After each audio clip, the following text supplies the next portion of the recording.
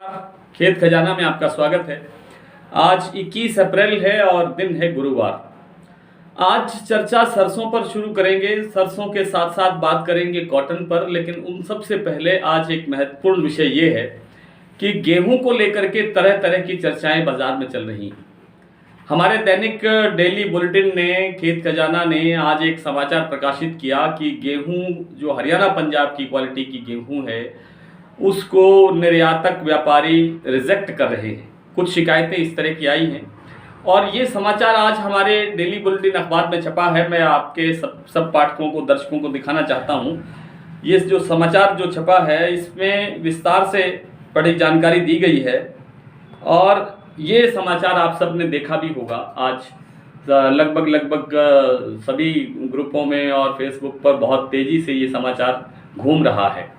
इसमें ये बड़े साफ शब्दों के अंदर तीसरे ही पहरे में ये लिखा हुआ है कि दाना कमज़ोर होने के कारण, यहाँ लिखा हुआ है, दाना कमज़ोर होने के कारण कुछ निर्यातक बंदरगाहों पर इस प्रकार के गेहूं को रिजेक्ट कर रहे हैं। दरअसल हमारे हरियाणा पंजाब के अंदर जो लास्ट में मार्च के अंदर जो गर्मी एकदम से आई, तेज़ी से आई और तापमान अचानक बढ़ने लगा, तब से गेहूं की जो क्वालिटी है वो कमज़ोर हो गई और इस कमज़ोर क्वालिटी को जो बंदरगाहों पर निर्यातक व्यापारी हैं वो कुछ शिकायतें इस तरह की आई हैं कि रिजेक्ट हो रहा है। इसका मतलब ये नहीं है कि सारा का सारा गेहूं ही रिजेक्ट हो रहा है, इसलिए निराश होने की आवश्यकता नहीं है, हताश होने की ज़रूरत नहीं है। कुछ शिकायतें हैं इस तरह की कि कुछ सैंपल रिजेक्ट हुए हैं, लेकिन सारे माल में कोई शिकायत नहीं है। गेहूं के भाव बहुत अच्छी तरह से आगे बढ़ेंगे और गेहूं का जो इस बार निर्यात है वो खूब अच्छा बड़े लेवल पर जा सकता है।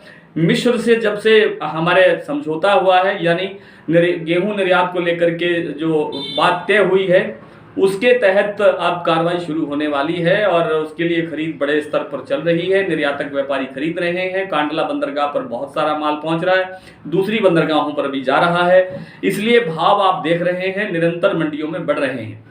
आप हमारा जो मैं बार बार निवेदन करता हूं कि हमारा जो डेली बुलेटिन है खेत खजाना, इसमें बड़े विस्तार से हर तरह के समाचार छपते हैं।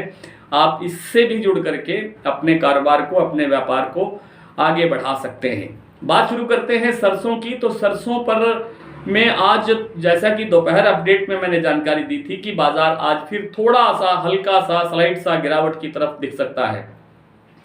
सरसों में आज फिर 15-20 रुपए की गिरावट दर्ज हुई है, 50 रुपए तक की गिरावट दर्ज हुई है जयपुर बाजार में और इतने ही दिल्ली में। कुछ अन्य मंडियों में भी इस तरह की गिरावट देखने को मिली है, लेकिन जैसे अलवर मंडी है वहां पर 50 रुपए का भाव तेज भी हुआ है। कुछ जैसे गंगानगर मंडी है वहां पर भी 50 रुपए से लेकर के भाव 100 रुपए तक तेज भी हुआ है।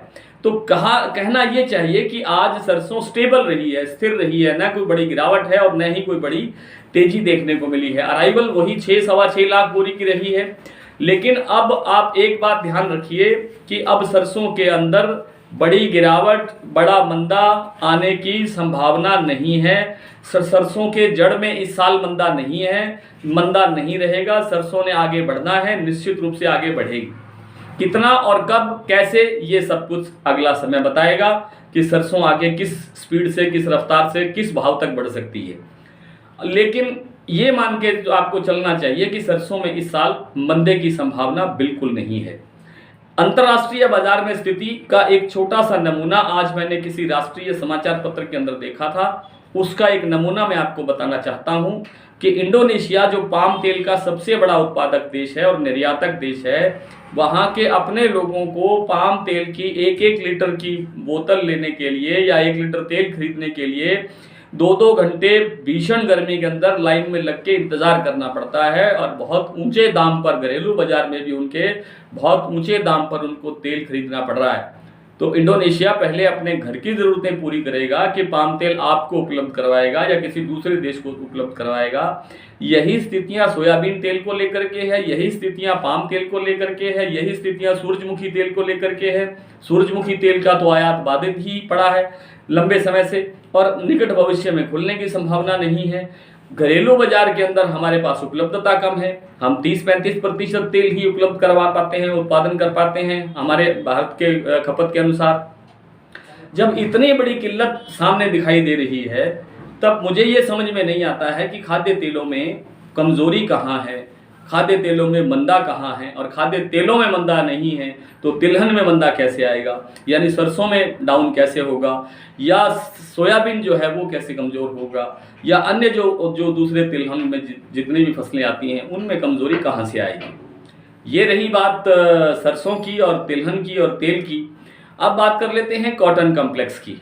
कॉटन में आज फिर थोड़ा सा हल्का सा स्लाइड सा दबाव देखने को मिला है। कुछ मंडियों में बाजार 200 रुपये बढ़ा भी है और कुछ मंडियों के अंदर 200 रुपये का बाजार टूटा भी है।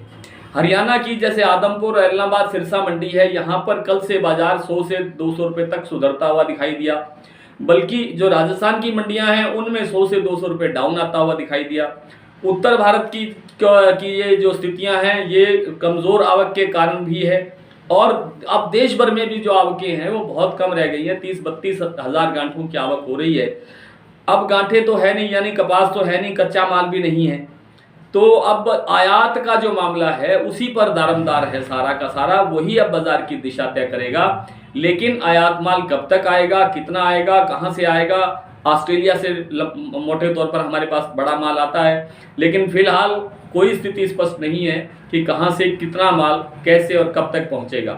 लेकिन उसका एक हल्का फुल्का एक दबाव देखने को मिलता है कि आयात खुल गया है तो आयात होगा ही होगा, कपास का बिल्कुल होगा। आयात नहीं होगा तो स्पिनिंग मिल्स नहीं चलेंगी और जो दूसरे इससे जुड़े हुए उद्योग हैं वे नहीं चल पाएंगे। इसलिए कॉटन के अंदर बड़ी गिरावट की संभावना बिल्कुल नहीं है, क्योंकि उपलब्धता बिल्कुल शून्य की तरफ बढ़ती हुई जा रही है। आज कॉटन खली के अंदर बड़ी गिरावट देखने को मिली है वायदा बाजार में, तो उससे एक हड़बड़ी पैदा हो गई है, एक दहशत का माहौल बन गया है कि क्या होगा। कॉटन खली के अंदर देखिए ये एक टेम्परेरी गिरावट है। जो दूसरे विकल्प हैं, खल के जो विकल्प होते हैं जैसे गेहूं है, बाजरा है, मक्का है, उन सब के भाव बहुत ऊंचे लेवल पे जा रहे हैं, बड़े तेजी से बढ़ रहे हैं। ऐसे में समझ में नहीं आता कि कॉटन खल का बाजार डाउन कैसे होगा। आगे अक्षय तृतीया आ रही है। अक्षय तृतीया पर शादियां बहुत होती हैं। शादियों पर दूध का, खोए का, पनीर का, मक्खन का बहुत बड़ी मांग निकलती है। तो मुझे नहीं लगता है कि कॉटन खली के अंदर कोई मंदा आएगा। आइए कुछ मंडियों के भाव देख लेते हैं। आज भरतपुर का बाजार 6733 पर रहा है, जयपुर 7200 पर, अलवर 7000 पर, हापुड़ 6600, खैरथल 6900, बीकानेर 6400, सुमेरपुर 6835, दादरी 7200, सलोनी 7700, कोटा 6900, सिरसा 6725, हिंडौन 6925, नौहर 6746, गंगानगर 7000, आदमपुर 6761, गंगापुर 6825, रावतसर 7151, भट्टू 6725, रेवाड़ी 6900, एलनाबाद 6815, संगरिया 6800, गोलूवाड़ा 6870। नरमा आज आदमपुर में बिका है 11839, एलनाबाद में 11591 और सिरसा में नरमा बिका है 11900 रुपये। कल आपसे फिर इसी तरह से मुलाकात होगी, तब तक के लिए नमस्कार।